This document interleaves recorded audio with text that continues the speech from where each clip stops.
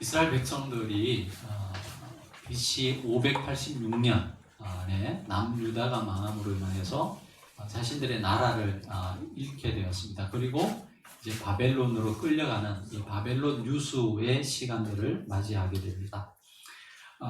근데 민족적으로 생각해 보면 굉장히 나라를 잃고 어려웠던 힘든 시기였죠. 우리나라 일제시대처럼 굉장히 어려운 정말 우리가 상상하기 힘든 그런 삶을 살아갔을 것입니다. 노예로 전락되는 그런 삶이었으니까요. 근데 영적으로 보면 굉장히 그 시간이 중요한 시간이었습니다. 눈에 보이는 성전이 허물어지고 자신들의 주권을 잃고 자유를 잃고 포로가 되었습니다.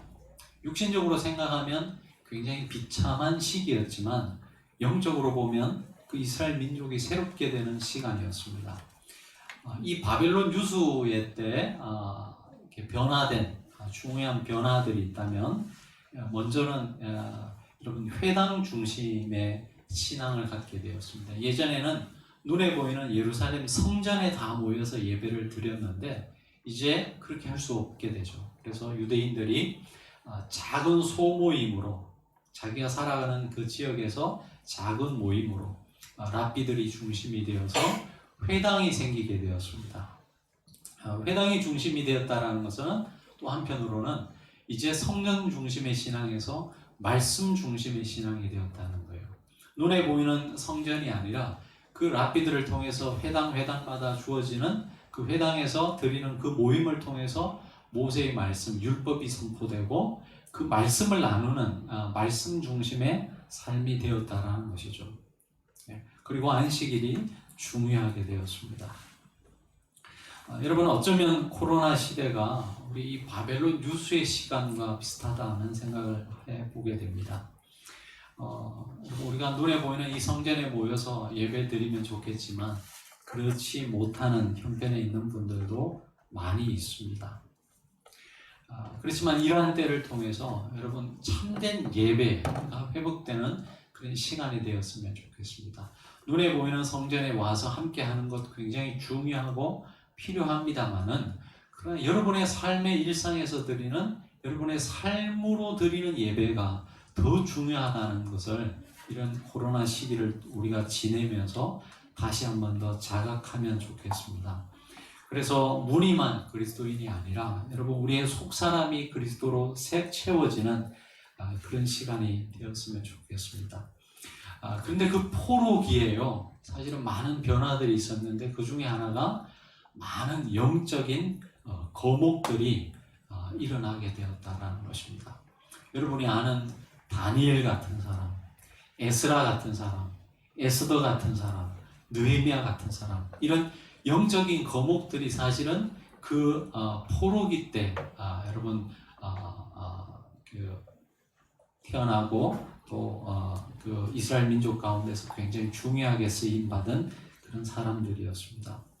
특별히 이번 주와 다음 주에 여러분 우리 아동부 성경학교와 또 청소년부 캠프를 하고 있는데 여러분 우리 아이들 가운데 이런 영적인 거목들이 이런 시기에 많이 일어날 수 있기를 위해서 기도해 주시기 바랍니다.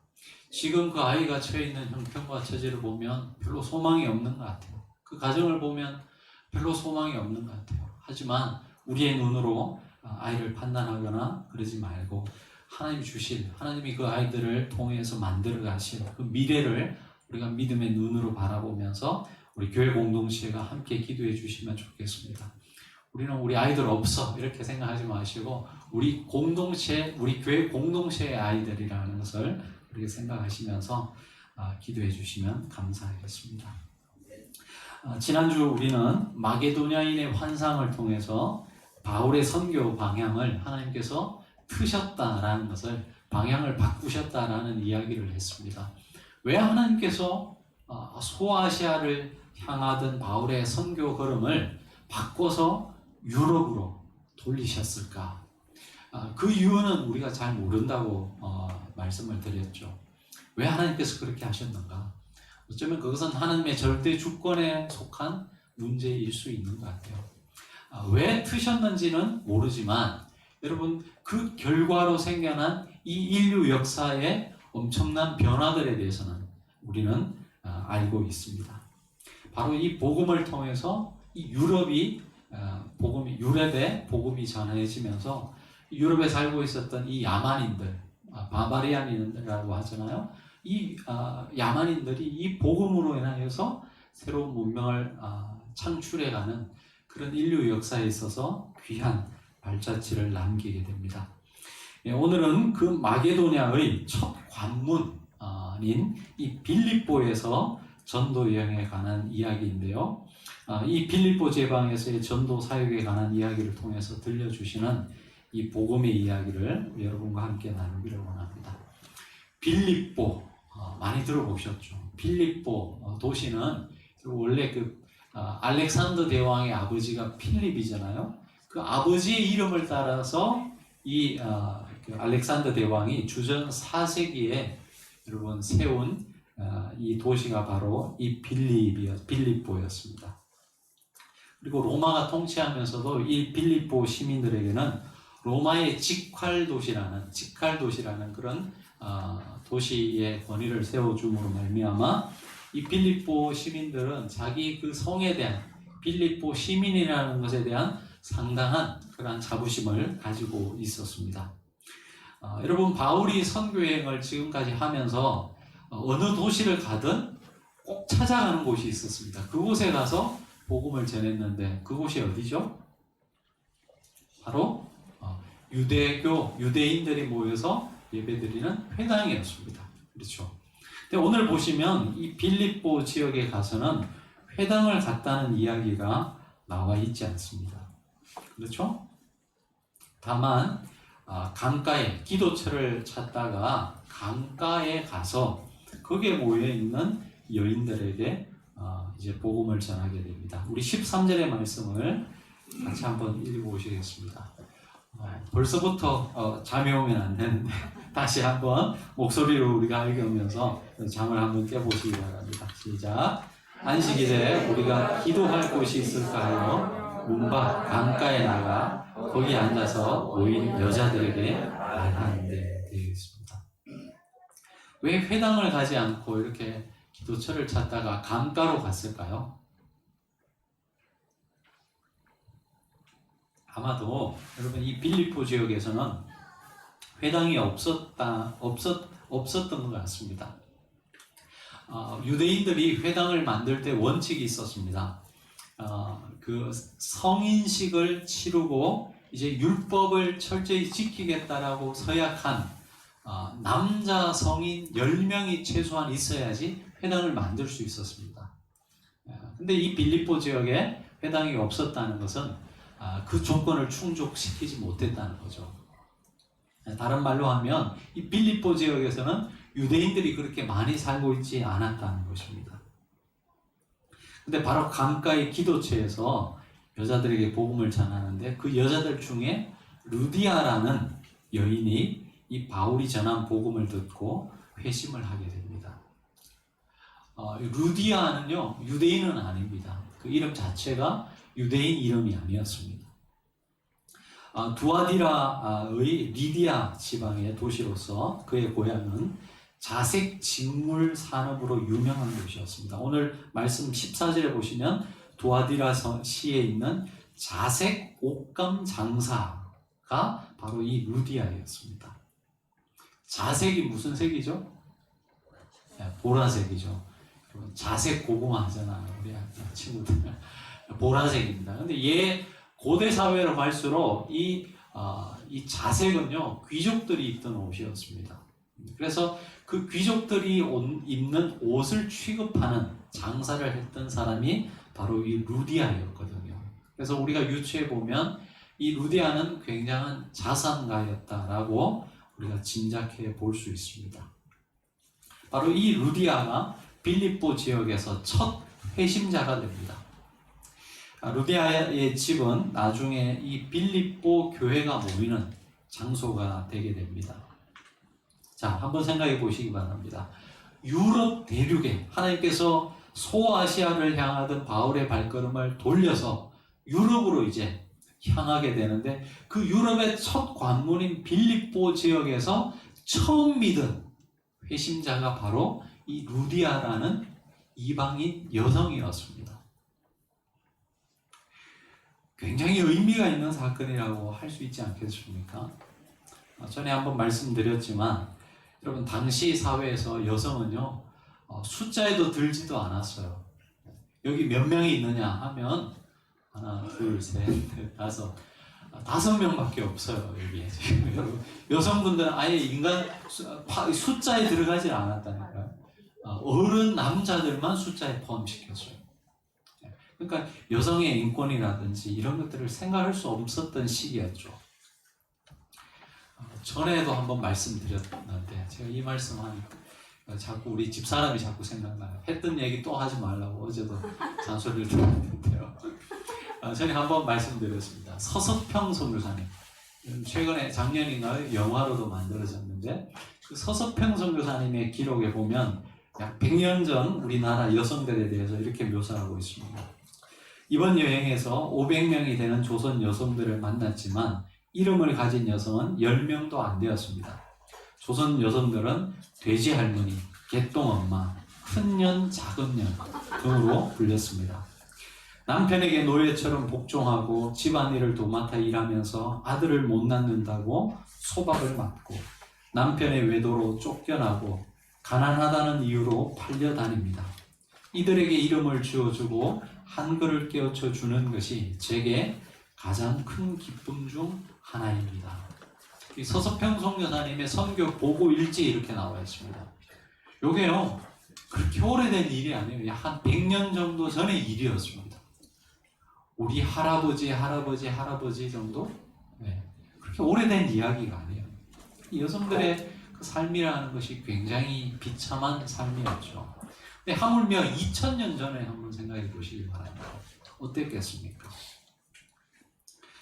근데 기독교 역사를 보면요, 여성들뿐만 아니라 병자들, 여러분 복음서를 보더라도만 해도 병자들, 당시에 신의 저주를 받아서 저런 고통스러운 삶을 살아간다라고 하는 그 병자들, 그리고 가장 천한 사람들이 가장 예수님을 믿었던 사람들 중에 상당수의 비율을 차지하고 있었다는 것은 우리에게 시사하는 바가 크다라고 생각할 수 있습니다.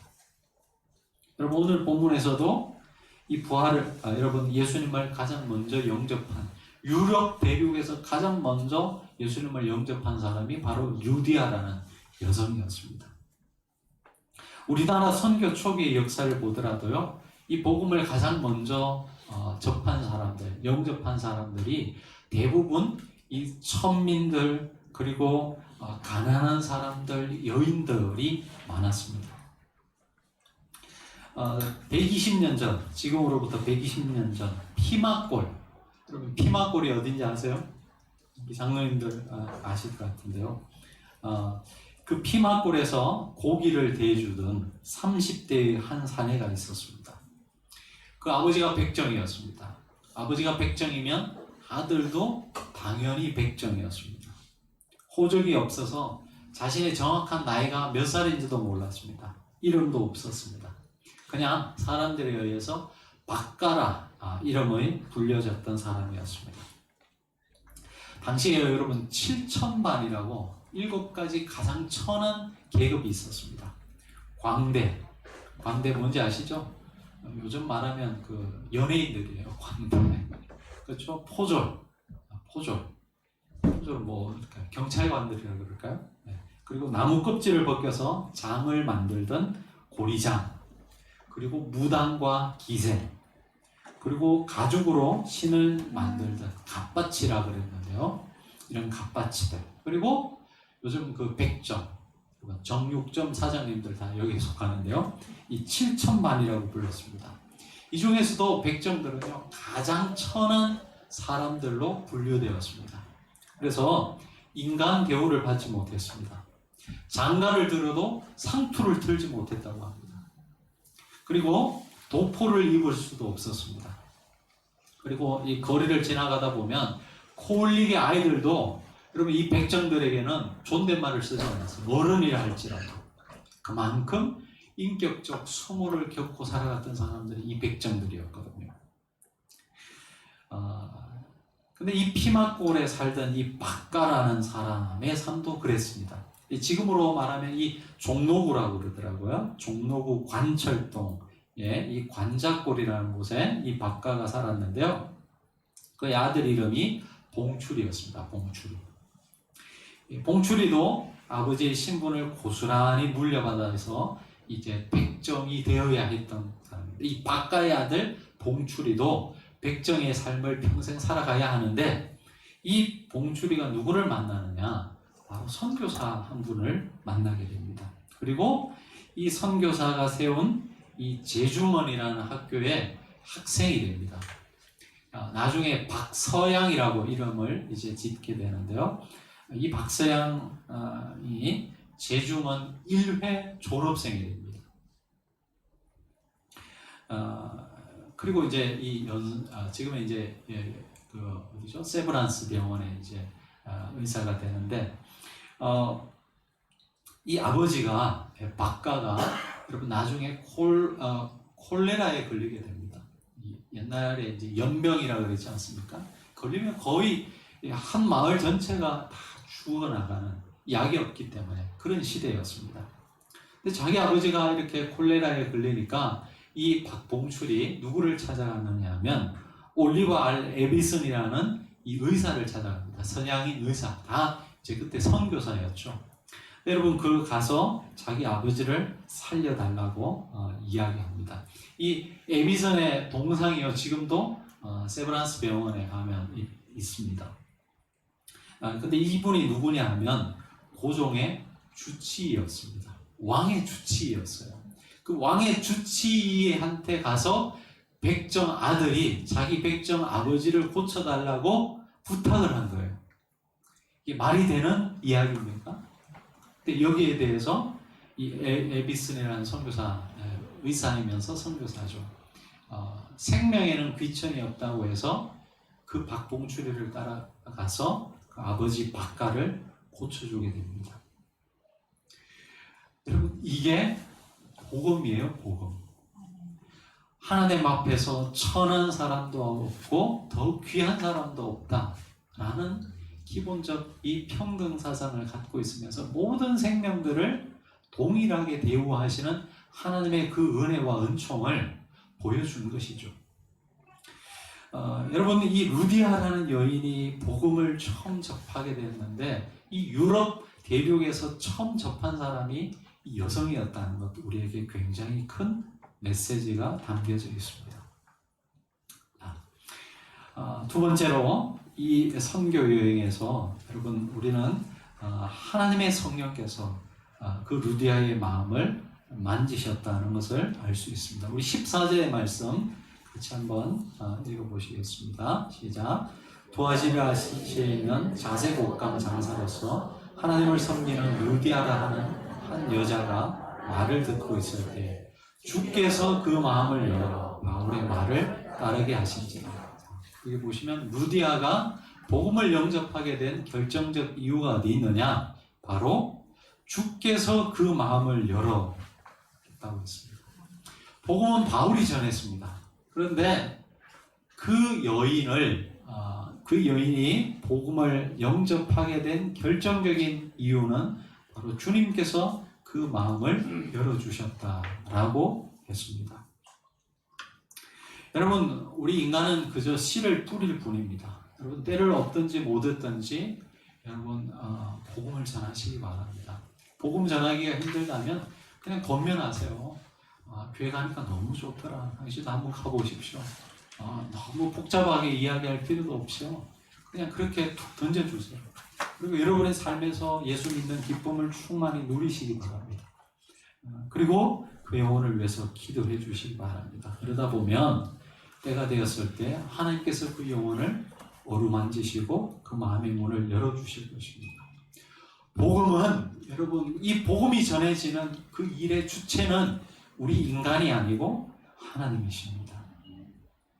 루디아의 이야기가 오늘 우리에게 그것을 말씀해 주고 있습니다.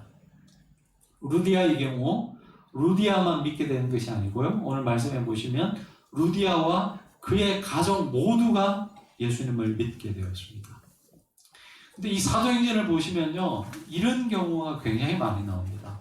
다음 주에 우리가 살펴보겠지만 이 빌립보 감옥에서 핍박을 받다가 이제 그 간수에게 복음을 전하게 되는데, 그때도 보시면 그 간수뿐만 아니라 그 온 가정이 예수님을 믿게 됩니다. 여러분, 우리가 또 10장에서 고넬료 사건을 묵상했잖아요. 고넬료가 베드로를 모시고 말씀을 듣는데 고넬료 한 사람만 들은 것이 아니고 그 온 가족이 모여서 베드로를 통해서 주시는 말씀을 듣고 그 가족 전체가 회심을 하게 되는 역사가 있었죠. 여러분 가운데, 여러분 가정에서 예수 믿는 사람이 여러분 한 분밖에 없습니까?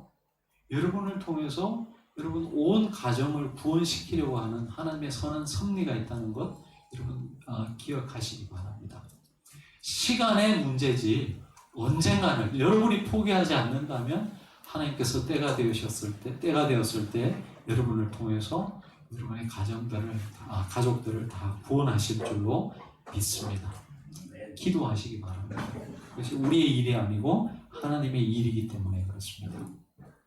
자, 마지막으로 루디아와의 만남은 이 유럽 선교에 이제 초석이 되는데요.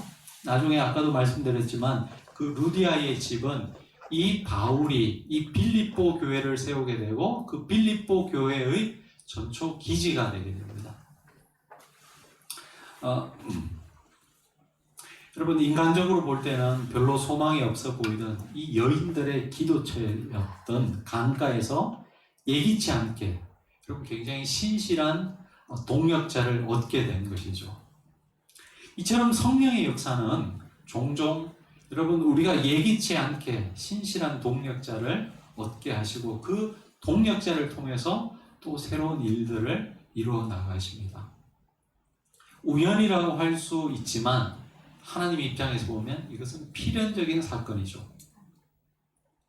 루디아를 통해서 바울은 이 선교의 전초 기지를 제공받게 됩니다. 아마도 물질적으로도 여러분 이 두아디라성 그 자색 옷감 장사를 했기 때문에 굉장한 재력가였다라고 말씀을 드렸으니까 아마 물질적으로도 바울이 선교에만 집중할 수 있는 그러한 물질적 서포트도 받았을 것입니다. 여러분 우리의 삶에서도 이런 일들이 여러분 종종 있습니다. 제가 이제 신내원을 이제 입학해놓고 바로 휴학을 했습니다. 여러 가지 이유들로 휴학을 했는데 그게 1999년이었거든요. 휴학을 하고 이제 대구에서 이제 사역을 하고 있었는데 사역을 다 마칠 때쯤 이제 제가 이제 이스라엘 키부츠를 좀 갈 수 있었습니다. 가는데 바로 이스라엘로 안 가고 유럽을 거쳐서 이제 들어갈 때는 영국을 거쳐서 갔고 나올 때는 이제 독일로 해서 이렇게 나왔는데 혼자 이제 배낭여행을 간 거죠.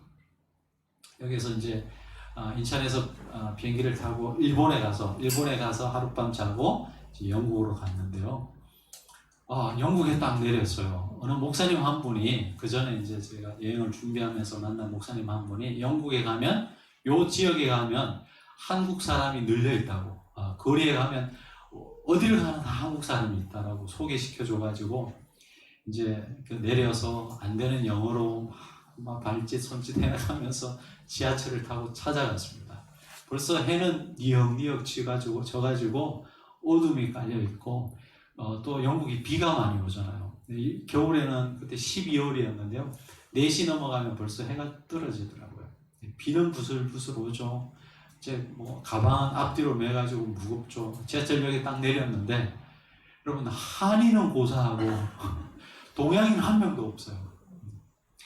나중에 알게 된 사실이 우리 지하철역 보면 신천, 신촌 비슷하잖아요. 목사님이 잘못 아셨는 거예요.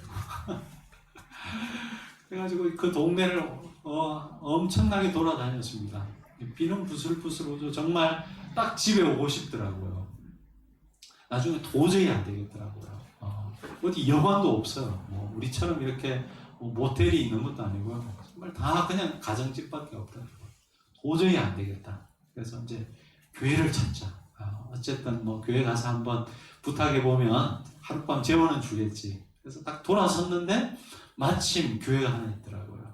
이 교회 건물이 있고 그 밑에 그 무슨 한인교회라고 딱 적혀 있더라고요.